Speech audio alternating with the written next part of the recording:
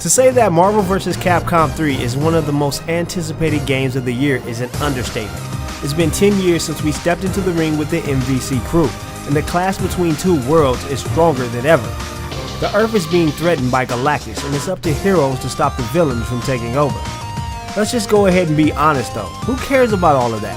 How have the fighting fundamentals changed, and is it still worthy of being in your library? Learn now why they call me the Master of Magnetism. I will not forsake my duties. First thing of note about Marvel vs. Capcom 3 is the outstanding artwork. The characters are beautifully animated with lively effects for each of their moves, while the backgrounds will come to distract you during matches due to their gorgeous movements. The Ghosts and Goblins stage breaks up into the background as you fight, while Asgard is alive with creatures and the glowing architecture of the gods. It's so good, I'd like to see this style of animation used in other video game genres.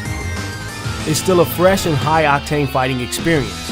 If you're familiar with the way things worked in Marvel vs. Capcom 2, well, you're probably going to have to throw all that knowledge out the window. MVC 3 switches the tables quite a bit. In fact, it changes some moves from your favorite characters outright. It forces you to learn new combinations and jump into the mix with new teams. Just don't get confused with how the game is played, and it's still a very combo-oriented affair.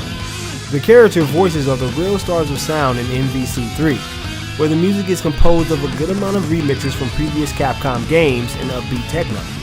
The voices for characters like Deadpool, Spider-Man, Wolverine, etc.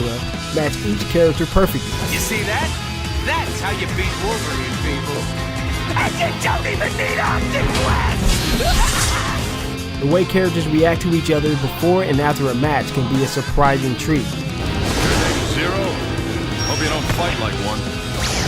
Stop lecturing and show me what you got!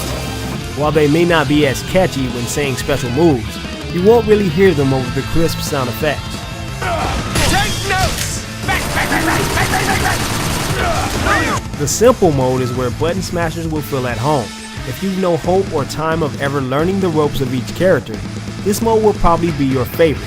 It pretty much allows players to spam combos with single buttons. This also goes for how players are allowed to use special moves. You can press one button to do every move for that character. The only problem with simple mode is that you can't really learn how to use a character with it. The moves that are mapped to the D-pad are no longer available, and you can only use the special button to do attacks. The multiplayer is kind of a mixed bag at this stage. I'm sure when all of the patches come in, you'll be able to get into a game just fine. As things are now, in my personal experience, I've found it incredibly hard to get into a match. I've only been able to get into a few lobbies, and when it was time to start a game, well, let's just say it never ends well.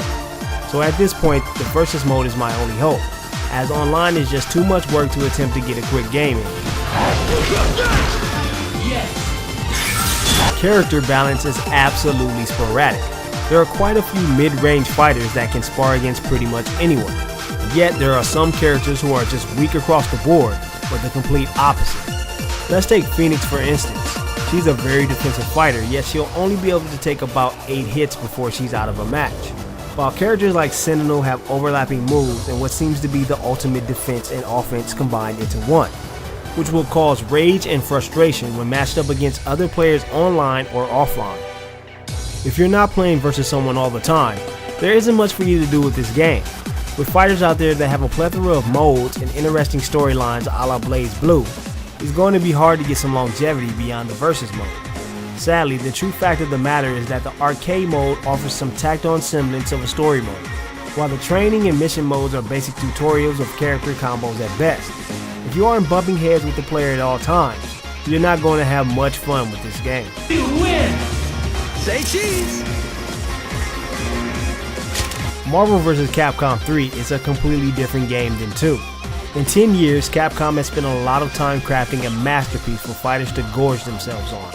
You'll spend countless hours learning new character combinations to take people out in a single go, with the in-game focus of trying to beat the living crap out of your friends before they can move out of that corner. However, if you seek a little more out of the game than just multiplayer, you're going to be a bit disappointed. With that being said, Marvel vs. Capcom 3 receives a B from Half-Ass Gaming. It's a fast-paced fighter versus fighter with some balance issues and limited options. More than enough.